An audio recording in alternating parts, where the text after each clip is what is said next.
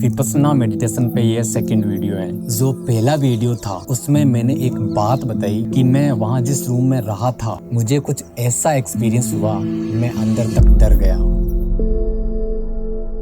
Vipassana meditation क्या है, मुझे इसके बारे में कैसे पता चला, मैं क्यों गया, क्या होता है वहाँ पे, मैंने इस वीडियो में सारी बातें डिस्कस करी है। डिस्क्रिप्शन में वीडियो मिल जाएगा। मेरे साथ स्पेशली उस रूम में क्या हुआ था जिसकी वजह से मैं उस रूम में जाने से भी डरने लग गया था, वो बातें मैं इस वीडियो में बताने वाला हूँ। मुझे वहाँ पे 10 दिन ठहरना था। पहले दिन दोपहर में हम वहाँ पे पहुँचते हैं। शाम तक वहाँ पे आए लोगों के साथ मैंने थोड़ी सी बातें करी और जो रूम में मेरे साथ रुकने वाले थे उनके साथ तो बहुत अच्छी दोस्ती भी हो गई थी। शाम को मेडिटेशन के बाद आर्य मौन है वो शुरू हो जाता है, जिसमें कि इशारों से बात करना तो दूर, एक दूसरे की ओर देखना तक मना होता है। सारे लोग अपने अपने रूम में चले जाते हैं। हम दोनों भी अपने रूम में आते हैं और सो जाते हैं। घर पे काम और मोबाइल की वजह से लेट सोने की आदत थी, लेकिन वहाँ पे 9 बजे सोने का समय होता है। क्योंकि मेरे पास कुछ काम नहीं था, ना मोबाइल फ़ोन, ना कुछ पढ़ने लिखने को, और ना ही किसी से बात करना अलाउ था, तो मेरे पास जागने के लिए कोई ऑप्शन था ही नहीं, तो मैं सो गया। थोड़ी देर में नींद भी आ जाती है। मैं सुबह जल्दी 4 बजे से पहले उठ जाता हूँ बिना अलार्म के। पहली रात तो बहुत अच्छे से नींद आई, बस थोड़ा लेट सो पाया, आदत जो पड़ी हुई थी। मेरे जो रूममेट जिनसे मैं कल बहुत बातें कर रहा था, आज मैं उनसे नज़र तक नहीं मिला रहा। हम दोनों फ्रेश होके नहा के और 4:30 से पहले मेडिटेशन हॉल में चले जाते हैं। खाने का समय और रेस्ट का घंटे भर का समय अगर निकाल दें तो पूरे दिन मेडिटेशन करना होता है। क्योंकि आज मेडिटेशन का पहला दिन था तो थोड़ी थकावट भी आ गई और दूसरी रात भी बहुत अच्छे से नींद आ जाती है। दूसरी रात को मेरे जो रूममेट थे थोड़े परेशान दिख रहे थे। क्या रीजन था मुझे नहीं पता। अब आते हैं अगले दिन शाम को, यानी तीसरी रात। मुझे रूम में अकेले रहना होता है क्योंकि मेरे रूममेट आज चले जाते हैं। मुझे पता था वो जाने वाले हैं, लेकिन कारण नहीं पता था। तीसरे दिन मैं जैसे ही रूम में जाता हूँ मुझे एक कागज मिलता है जिस पर वो कुछ लिखकर मेरे लिए छोड़ जाते हैं। इस कागज में क्या है जानने के लिए थोड़ा सा इंतजार करना पड़ेगा। जब तक शाम नहीं होती है मुझे खुशी होती है इस बात की कि आज तो मेरे अकेले का रूम है, आराम से रहूंगा। लेकिन जैसे ही 9 बजते हैं सभी अपने अपने रूम में चले जाते हैं। मैं भी अपने रूम में आ जाता हूँ और सो जाता हूँ। 9 से 10 बज जाते हैं, 10 से 11 और फिर आधी रात हो जाती है, लेकिन मुझे नींद नहीं आ रही।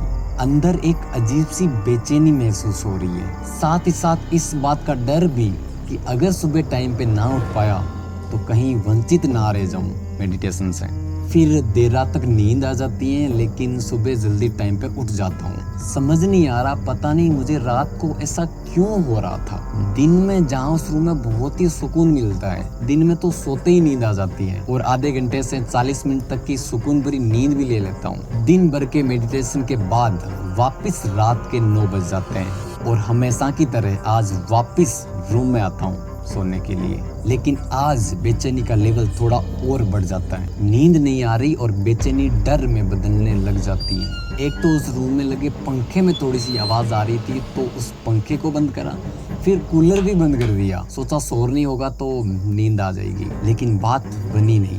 मैं बेड पे सो रहा था, मुझे एकाएक लगा जैसे मेरे पास वाले बेड पे कोई सो रहा है। उधर मुड़कर देखा तो वहाँ कोई नहीं था। जब मैं छोटा था तो मुझे अंधेरे से बहुत डर लगता था। उस समय घर में बिजली भी नहीं हुआ करती थी, तो मम्मी कांच की बोतल में केरोसिन डालकर और फिर सूती कपड़े से बत्ती बना के उसमें डाल के और वो जलाती थी। जब तक मुझे नींद नहीं आ जाती थी वो लैंप जलती रहती थी। मुझे नींद आने के बाद मम्मी वो लैंप है वो बुझा के सोती थी। फिर मैं थोड़ा बड़ा होता गया, घटनाओं के पीछे उनके छिपे कारणों को समझने लगा, तो अंधेरे से डर अपने आप ही दूर होता गया। कल तक मैं जहाँ लाइट्स बंद करके सोता था, आज मुझे इस कमरे में अंधेरे में वापस डर लग रहा है। रूम की लाइट्स चालू है फिर भी नींद नहीं आ रही। सिरहाना कभी उत्तर की ओर तो कभी दक्षिण की ओर करता हूँ, लेकिन बात नहीं बनती। ऐसे लग रहा है जैसे बेड के पास वाली विंडो से मुझे कोई देख रहा है। कई देर तक उस विंडो की ओर देखने तक की भी हिम्मत नहीं हुई। फिर हिम्मत जुटा के उस विंडो का पर्दा उठाया, जाहिर सी बात है उधर कोई नहीं था। फिर एकदम से ऐसे लगा बेड के सामने रूम के दरवाजे के बाहर कोई है और एकाएक दरवाज़ा खोलेगा और अंदर आ जाएगा। मैं जानता था बाहर कोई नहीं है, लेकिन पता नहीं वो कौन सी शक्ति है जो बार बार मुझे ये विश्वास दिलाने पे अड़ी है कि तेरे आसपास कोई है। मैं रूम से बाहर आ जाता हूँ और थोड़ा टहलने लग जाता हूँ ताकि नॉर्मल एक्सरसाइज हो जाए और फिरने की वजह से थकावट भी आ जाए और फिर शायद नींद भी आ जाएगी। थोड़ी देर टाइम पास करने के बाद रात के 12 और 1 भी बज जाते हैं। रूम में जाता हूँ काफी मुश्किल से, लेकिन थोड़ी देर बाद नींद आ जाती है और नींद भी अच्छे से नहीं आती, बार बार जाग रहा हूँ। जितनी बार जागता हूँ घड़ी देखता हूँ और पानी पीकर सुबह के इंतजार में सो जाता हूँ। और सुबह के बाद रात के 9 बजे तक तो रूम में सब नॉर्मल है। और मन में थोड़ा विचार आया कि गुरुजी को इसके बारे में थोड़ा सा बता दें, क्योंकि रात को नींद की कमी के कारण सुबह मेडिटेशन के समय नींद आती है और जिससे ध्यान है वो भंग होता है। लेकिन गुरुजी को कुछ नहीं बताया। आज एक रात और देखते हैं क्या होता है। वापिस रात के 9 बज गए और मैं रूम में जाता हूँ। सोने की कोशिश करता हूँ लेकिन नींद नहीं आती है। दिन बे दिन प्रॉब्लम बढ़ती जा रही है और आज तो हद ही हो गई। सोते हुए मुझे लगता है मेरे से 4 फीट ऊपर हवा में कोई है और मुझसे बातें कर रहा है। था कोई नहीं वहाँ। और फिर मैं एक और मुंह करके लेट जाता हूँ तो मुझे लगता है मेरी दूसरी ओर मेरे पीछे कोई है जो मेरे साथ सो रहा है। कुछ सेकंड बाद हिम्मत करके पीछे मुड़ता हूँ, लेकिन आपको पता ही है कोई नहीं था वहाँ। आज मेरी बेचैनी बहुत ही ज़्यादा बढ़ जाती है। अब अगर अगला किस्सा आपको बताऊंगा तो आपकी भी रूह कांप जाएगी। मैं बेड पे लेटा हूँ, नींद में नहीं हूँ, आंखें खुली हुई है। मैं देख रहा हूँ कि मेरे सामने एक बहुत बड़ा सा सांप आ रहा है और तो और मैं हिल भी नहीं पा रहा। जरा सोचो क्या हालत हुई होगी मेरी। आप सोच रहे होंगे कि उस सांप ने मुझे काटा या नहीं। मजे की बात यह है कि सोने से पहले मैंने एक पेंट धो के और रूम में ही सुखाई थी और वो पेंट ही थी जो मेरे को सांप के रूप में डरा रही थी। अब मैं रूम से बाहर चला जाता हूँ टहलने के लिए। सोने से पहले 2-2.5 घंटे टहलना, ऐसी अजीब सी हरकतों का सामना करना मेरी डेली दिनचर्या में शामिल हो जाता है। मैं तंग आ चुका था। मैंने गुरुजी को बताया कि मुझे रात में बेचैनी होती है, नींद नहीं आती और इसकी वजह से दिन में मेडिटेशन पे भी फोकस नहीं कर पाता।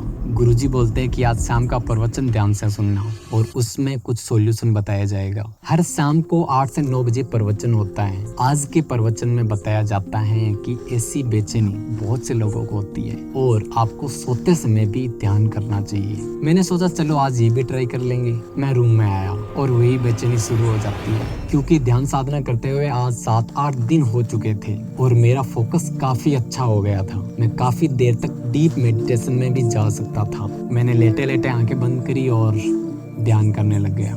मैं क्या बताऊं, मुझे यकीन नहीं हो रहा था और आपको भी यकीन नहीं होगा। मुझे उस रात शायद जिंदगी में सबसे गहरी और अच्छी नींद आई।